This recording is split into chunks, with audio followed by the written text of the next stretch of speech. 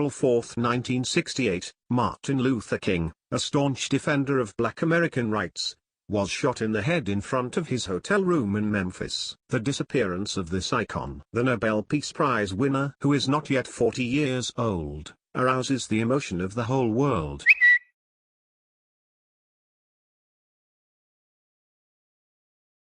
In 1968, it's only been a few years since blacks and whites can eat in the same restaurants, sit side by side in the bus or learn to read in the same schools.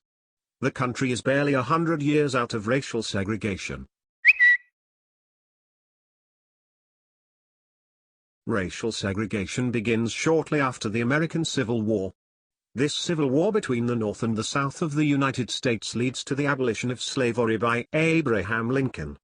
Blacks and whites are finally equal before the law. But activists in the South feel threatened by the departure of their slaves, who until now have been running their plantations. They decide to circumvent the Constitution, which gives blacks the right to vote and citizenship, and pass a series of laws that separate them from all public places and services used by whites. It was against this racial segregation that Martin Luther King fought for almost 10 years, quickly becoming one of the leaders of a broad resistance movement, the Civil Rights Movement. Martin Luther King is a 26-year-old pastor when he comes out of the shadows in 1955. Noted for his oratorical skills at one of his sermons, he takes the lead in a protest against the arrest of Rosa Parks, a black woman who refused to give way to a white man on a Montgomery bus. A few months later, the Supreme Court banned segregation on buses. This first victory, however, has a bitter aftertaste. Racial segregation is still prevalent in many states, and most African Americans continue to experience the violence of white racists and supremacists, including members of the Ku Klux Klan.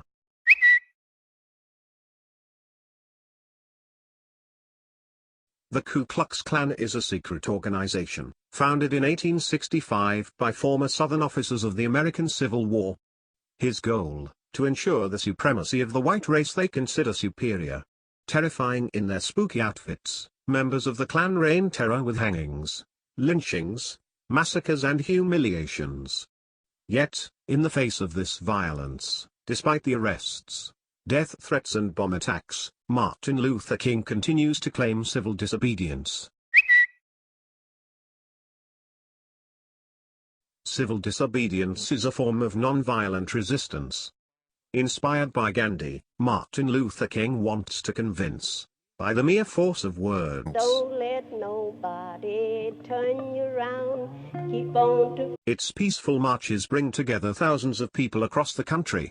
Nevertheless, this doctrine also arouses the disapproval of some blacks who doubt its effectiveness and proclaim the Black Power, of which one of the leaders, Malcolm X, is also assassinated.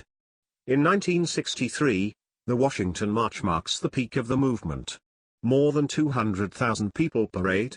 Many speakers speak at the Lincoln Memorial and Martin Luther King gives his most famous speech.